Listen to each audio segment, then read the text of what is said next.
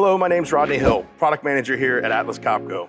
Today we're going to cover connecting a wireless device to a wireless network that's using the Protected Extensible Authentication Protocol, also known as PEAP. We're going to do this on a PowerFocus 8, but this video is also applicable to our IXB family of battery tools. So let's jump right into the software. We're going to jump into the settings here on a PowerFocus 8. This video would also be applicable to our Tensor IXB battery tools that work in wireless client mode. So I'll go to our settings menu and I'm going to scroll down. I already have my channels selected properly. I'm only using 2.4 gigahertz channels today. In my wireless client menu here, I see that I'm disconnected. If I click on edit, I will see I have options to configure my wireless client.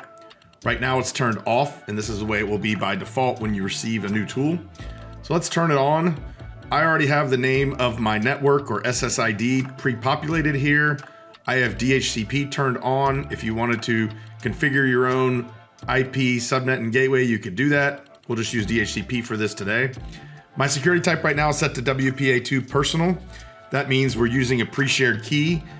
This is very common for your home router and some networks, but generally the thinking is, if you have a pre-shared password, once you give that to one person, they can pass it along to somewhere else, and then you never really know where it goes, and it's not really that secure anymore. So we're gonna look at a little bit higher level security today using WPA2 Enterprise and PEAP. So our encryption method here is CCMP. That is also known as AES, which is what most networks have used for the last a decade or so. But if you have a network that uses TKIP or needs to be tested in a legacy mode using TKIP, we have that as available as an option as well. If you don't know, I would select CCMP here and you will probably be correct. Our EAP method is going to be PEAP. So we're going to choose PEAP from the menu here, and we'll see down here, it gives us some new options in the menu. So we have a field here called identity. Identity is really used by a lot of legacy radius controllers that authenticate these users to determine the EAP method that they need to use that we just selected there in the list.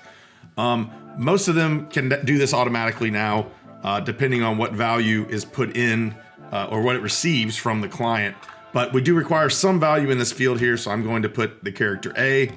And my username for this, these are going to be the credentials that are probably given to you by your IT department. My username here is going to be PF8. If I was using a domain and my user was on the domain, I would put in whatever the name of my domain is and a backslash like this.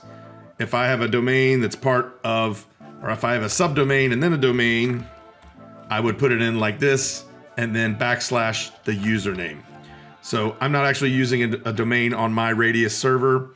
And even if you have a domain, you don't always need to put in the domain and the backslash there. Sometimes you can just put the username. But if you find that doesn't work, you may need to add the subdomain and or domain on there so it knows where to look on the Radius server. My password, I'm not going to share with you, but I will enter into the field here, MSChap v2. Generally, you'll have that turned on. Often it will work both ways. There's some negotiation that happens on the server side to make that happen. Hostname here is how the device is going to identify itself to DNS on your network. And then the only reason here that you would click the connect to hidden Wi-Fi network is if you need to connect to a Wi-Fi network that's not broadcasting its SSID name. If you turn this on, it can take a little bit longer to connect because now it has to probe every access point. If your SSID is broadcasting, I highly recommend having that off. That will make your connection process and roaming process a lot more seamless. So I'm going to click on apply here and we'll see what happens. If I have my settings right, I should scroll down here and see that it connects pretty quickly. So right now it says that it's trying to obtain a connection. The first connection attempt can also often take many seconds, maybe up to 20 or 30 seconds. And we can see here while I was talking, I've already connected, shows me as connected down here. And it shows me the IP address, subnet mask, and gateway, and also the MAC address of the tool that I have now on the network. So it's that easy to configure PEAP on the PowerFocus 8 and our Tensor IXB tools. This has been how to connect your wireless device to a network using the PEAP security standard. Hope you found this video useful. If you have any more questions, please contact your Atlas Copco representative, and thanks for watching.